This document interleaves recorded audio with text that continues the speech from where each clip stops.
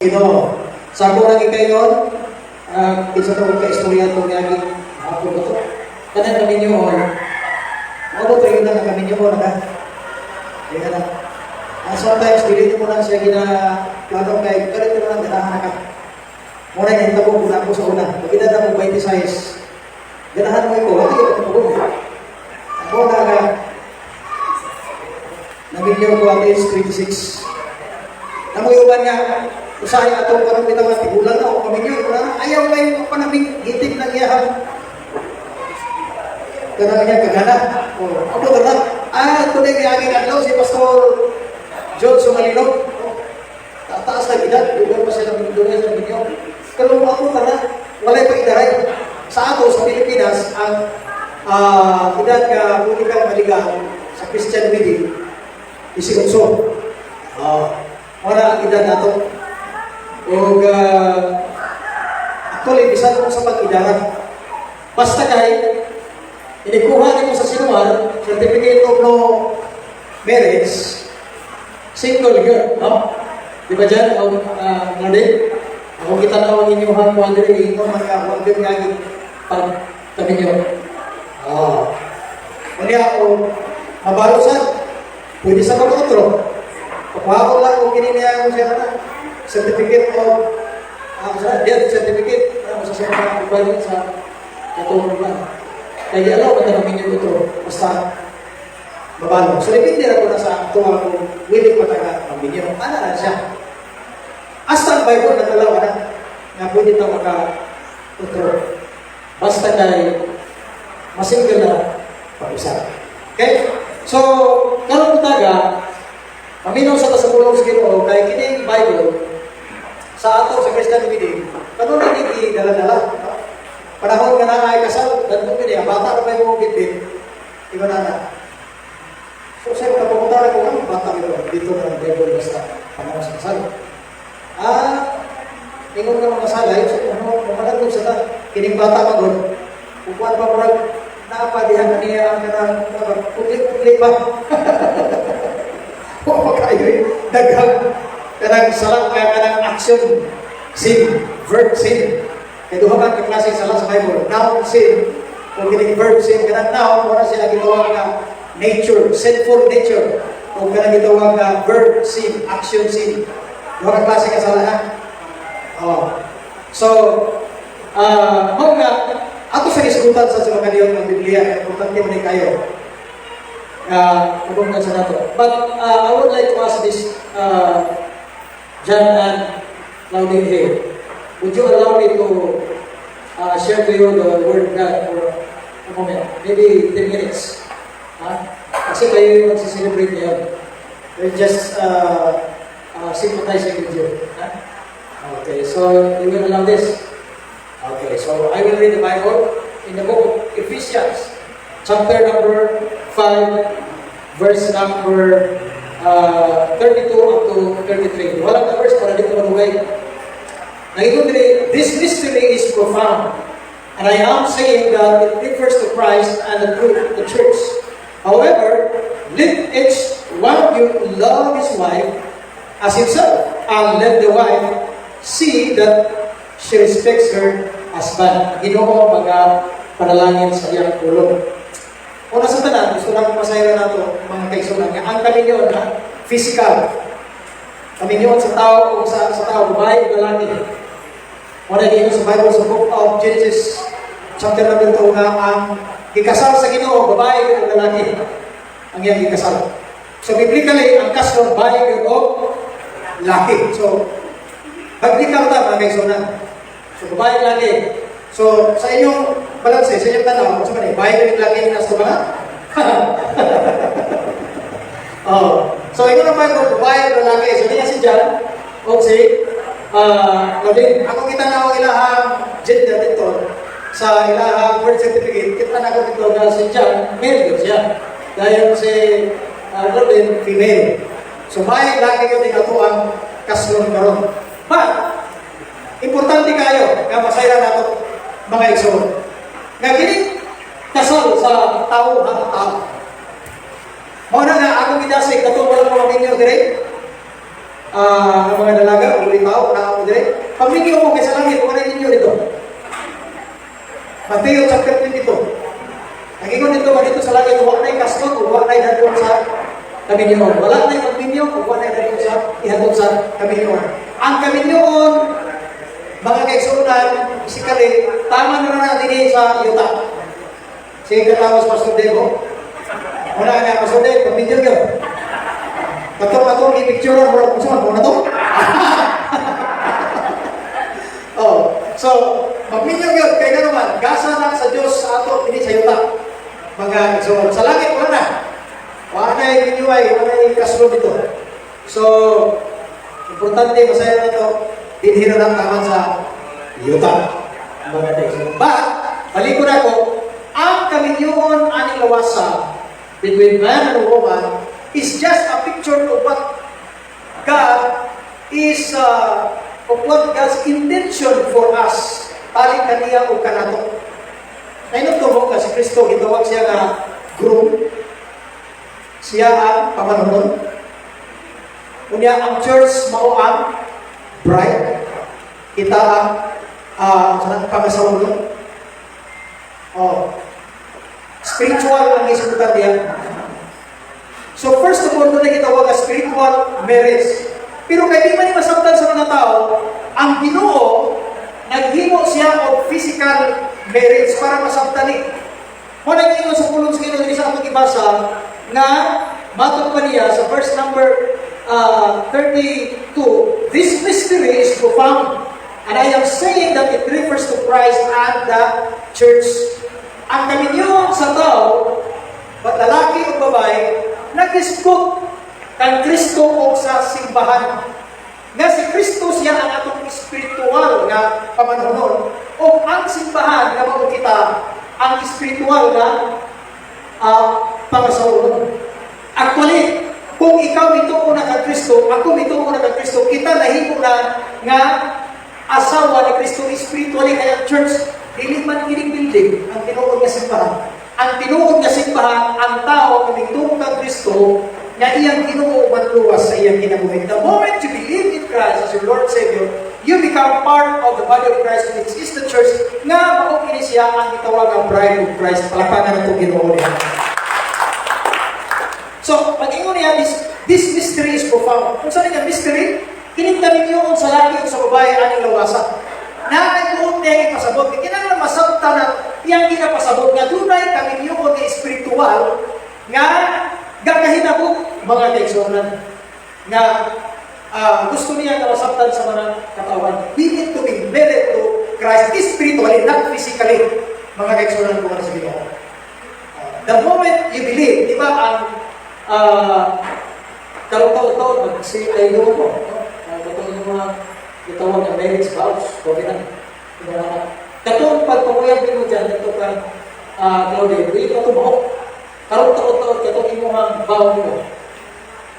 Yung promise, hindi lang promise, hindi yung ito, covenant dito ni mo. Kabalo ko sa covenant, kasabutan, vow. Hindi nga ang promise, pwede mo dili tumanong ang promise of kang buhi ka. Pero ang vow, mas higit na kasukan.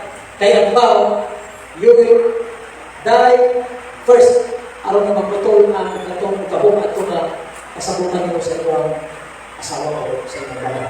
Kamatayan lang makaputol ito. Pero ang promise, analita na yung ano ba, tawagan niya dalawa. Mahal kayo, nanilig ko yun. Mahal. Gati yung mahal na naman ang plus. Ang mga pala rito, mahal na dito. So mahal. Pero hindi, mahal na kaya kabal. Kaya ito maghigumay, wala yung mahal na butang niya. Basta maghigumay. Tama? So, mahal na yung sabo. Wala na. Sa pero bantay ka, tayo na naman masakot na. Diyan! Ano na tayo? Wala na mahal. Wala na. So, balik ko na to. Ang physical marriage ay may mas malalim na pinahihiwati ng ating Panginoon. He was talking about yung spiritual marriage. Aron masabta na to, kinahanglan makita na to ng Panginoon. marriage is talking about, marriage is the highest relationship in life in this body. Pinakataas ka relasyon aning nawasan. Nagay relasyon between mother and father, between your brothers and sisters, between your friends, but the highest relationship that can be established ever between human beings is that husband and wife relationship. When you enter into marriage, that is the highest relationship. Pangalawa sa ating relasyon sa Panginoon. That's why the most highest relationship is our spiritual relationship with God, Father. Being married or united, that's another term of married, united in union, nausap, pinag-isa. Yan. So, spiritually, dapat, matik mong kaisulan, punta ang mahitabo, walang say kaminyon sa lawas sa mahitabo ko, walay una mahitabo sa ka-spiritual na kaminyon. Dapat punta ang mahitabo, ang tao, maka-establisan sa siya sa iyong relasyon sa Ginoo, usap pa siya mag-establisan o laing relasyon, aning lawasan. Kaya ang pinakataas na relasyon na establisan sa tao dapat siya kinabuhi, ang iyang spiritual na relasyon, talik kaniya sa Diyos. Kaya ang tao, the greatest challenge of man today is that we will be able to understand kanang tayo parang ito ang spiritual na kahintang. Ang tao, tripartite being tayo. Spirit, soul, and body. Ang totoong tao ay yung espiritu. Diyan, hindi yung physical na yung nakikita mo, ang totoong diyan. Ang totoong diyan ay yung ipinasok diyan sa loob ng katawan mo. Yun ang espiritu.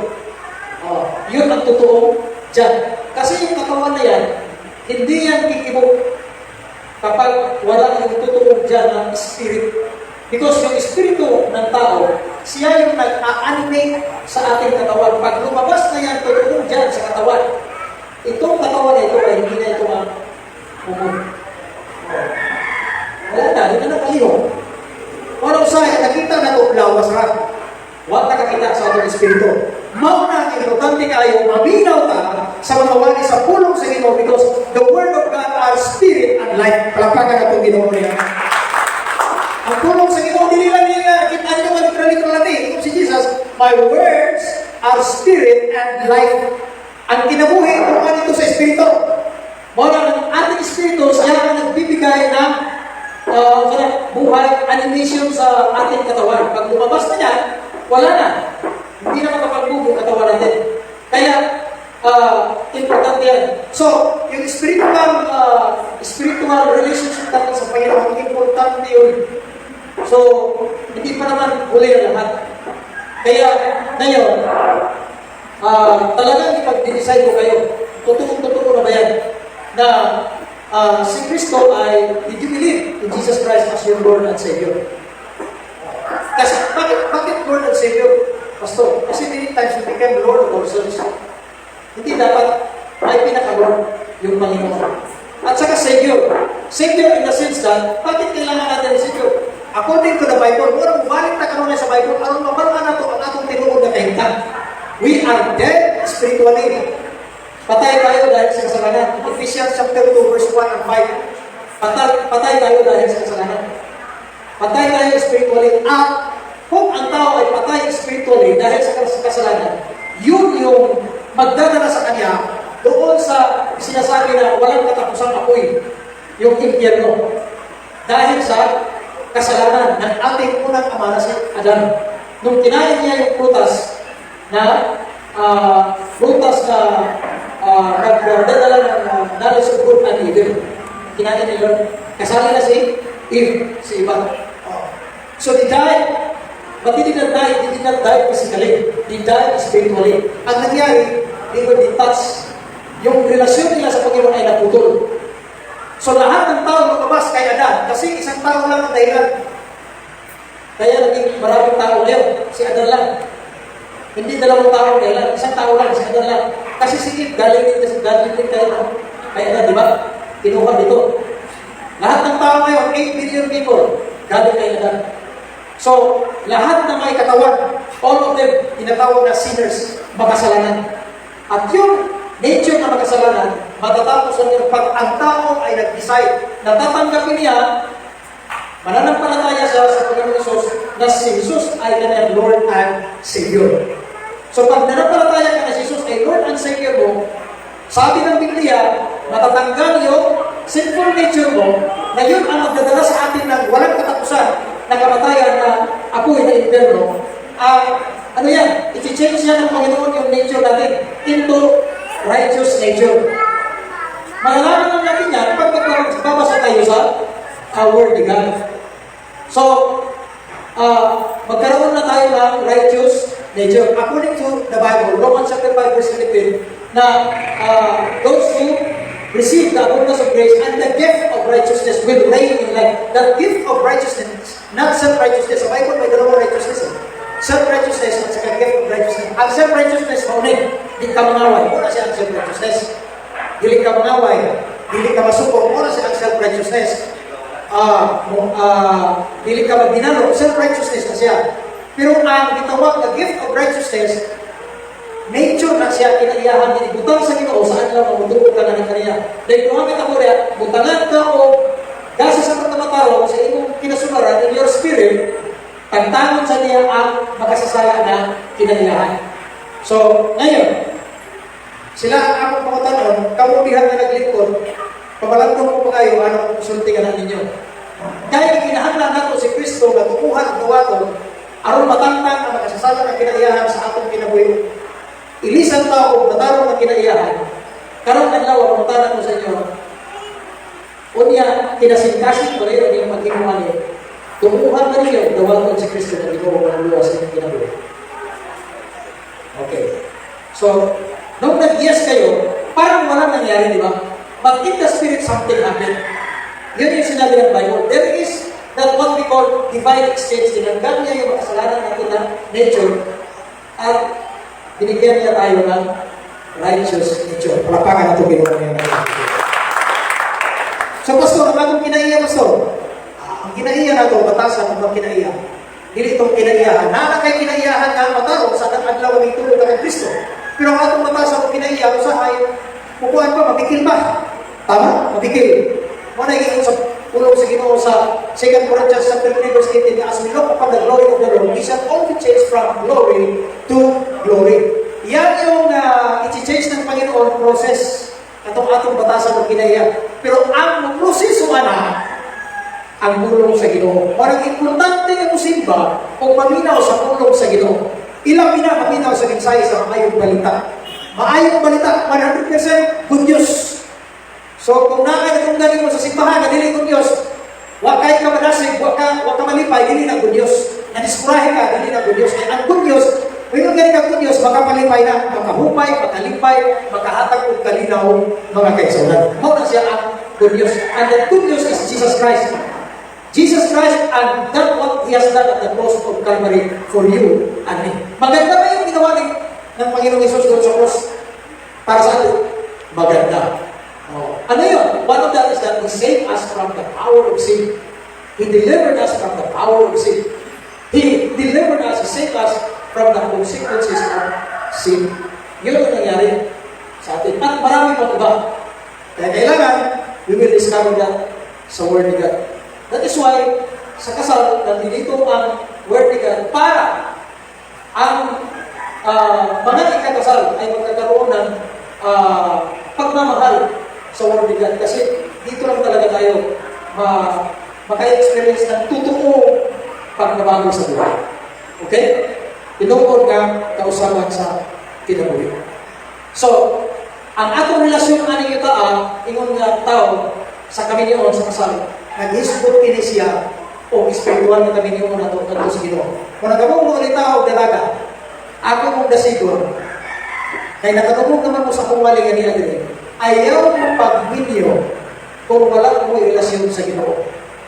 Una, dapat may relasyon sa Ginoo. Mga ulitaw, nindot ka ayaw na dapat yun, may relasyon na sa Ginoo, lagi upay na magminyo silang diba. Salamat sa Ginoo. Pinaagi sa pagtuo pagdawat ni Ginoo Kristo nga Panginoon natin. Okay? So, palapakan natin Ginoo. Ang hinanayon natin isa, kami niyo na unod, duha lang ang ating, dalawa lang ang ating i-declare ngayon na parang rule ng lalaki at saka ng babae. Sabi dito, however, in verse 23, Let each one of you love his wife, sa lalaki, love his wife, as he loved himself. Sabi nito, and let the wife see that she respects her husband. So, sa lalaki, mamahalin niya yung kanyang asawa. At sa ang babae, inirespeto niya ang kanyang asawa ng lalaki. Okay. Sabihin siya, ang kanyang bana. No? Oh. So, respect. Yung sa babae, ang rule niya, respect your husband. Ang sa lalaki, love your wife. Bakit ganyan? Nakabantay mo, yung ng Bible na si Jesus, siya ang ulo sa lawas. Na kita, ang simbahan. Kita ang lawas. Siya ang ulo. Sa kaminyon, ang ulo sa kaminyon ang lalaki. Ang head of the family ang lalaki. Part of the body, of your body. She will become part now of your body. Okay? Kasi sabi ng Bible, sabi niya, and the two shall become one. Yung dalawa magiging isang lang. So, Claudine now, pagkatapos kong pumingon dito mamaya, she is now part of your body. Okay? Yung sabi nito, love your wife. Alin mo ang iyong asawa. Pamati mo. Ang lalaki sa kami niyo, initiator na siya. Initiator. Ano yung initiator? Ikaw yung palaging nauuna. Nauuna, umuuna, hindi kayo umuulahin, no?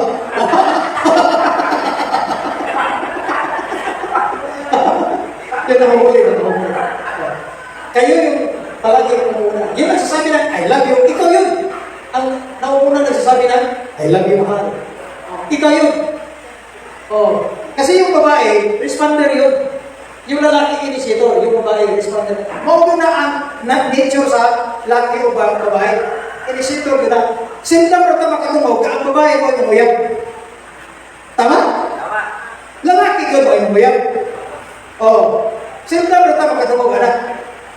Mauna nga, dyan, pag-abot sa love, relationship sa husband at wife, una kita pirmi. Kaya yung response man ang babae. Pag ngayon mo, bakit pa kayo nga, ikaw ay response. Siya may una-una. No? Pag ngayon mo, I love you, response mo na siya. Ngayon mo siya, I love you too. Oh. Yan. Kapag nga kining babae na ba, kining response na, nag-respond na mo sila. Ang imong i-initiate, pag naghalo na nila, pag sinabi mo, I love you, mahal, sabi niya, I love you, mahal. Dalawa yan, dalawa na. Oh. Yan ang nangyayari. Umingon ka sa iyong mga asawa na, buwang ka. Umingon siya, ikaw, buwang. Ora, padaghano niya ang iyong isulti. O sa mga babae, responder, ikaw yung initiator. So kahit sa yung mga deeper relationship na, talaga yung nauna. Nanguna. So important yun. So, una, when it comes to expressing love, una talaga yung lalaki. Yung babae, sabi niya, respect your husband. Respect.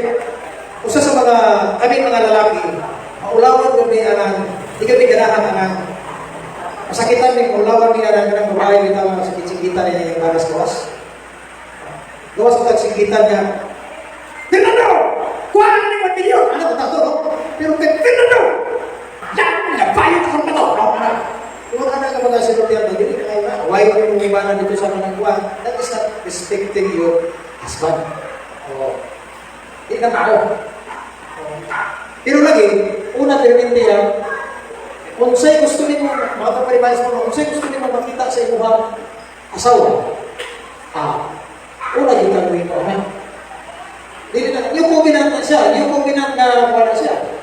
Responder ka kung babae, initiator din ang lalaki. Pamati mo, dako kayo o role ang lalaki sa kalampusan sa kaminyon. Naba mo niya? Dako o role ang lalaki sa kalampusan sa kaminyon. Although silang to ba, puros na ay kanagitawag na kaapuhan sa kalampusan sa kaminyon. Sa kanagitawag na enjoyment of marriage ba? Kaya ang success of marriage, si Jesus na. Pero ang enjoyment of marriage, nagdepende na sa inyong buhay. How you respond to what the Lord has written sa iya. Gusto niya, kung di ko mahagi niya sa pagpadagan sa akong kanila. Okay? I hope na nakapagbigay ko ng kunting encouragement sa atin sa araw na ito. Huwag niyo kalimutan, yung pinaka-importante, yung ating relationship sa Panginoon. Well, spiritual marriage with Jesus Christ. By believing and accepting Him as our Lord and Savior. At palaguin itong relasyon na ito. Pagkatapos nyo kasal, of course, walang paaralan sa marriage. Wala, di ba? Nag-aaral kayo. Bago kayo kasal kayo, kayo nag-aaral. Wala, di ba? Walang isang tao na nag-aaral para siya ay mag-asawa. Wala. Kaya lang, ano ito? Sa journey natin, we will learn a lot. Kaya kailangan natin si Jesus Christ. As I close, the first miracle that Jesus Christ did when He came here on earth was the miracle in Cana, yung kasal, marriage in Cana. Unang miracle yun kasi ang indication yun ay talagang pinapakita ng Panginoon na interested siya sa marriage relationship. Spiritual and physical. Doon siya gumawa ng milagro. Diba? Yung tubig ginawa niya, alak. Pinaka-the best na alak. First miracle happened. Ibig kong sabihin, ay para sa Panginoon napaka-importante ang relationship natin sa Kanya at relationship natin sa ating mga asawa. Father, in the name of Jesus, I continue to declare your goodness, your faithfulness on John and Claudine. Let your light shine over this heaven, and let your grace, O Lord God, be poured out on them. Until the end of the marriage relationship with God. They will enjoy you as husband and wife. They will enjoy you as the Lord and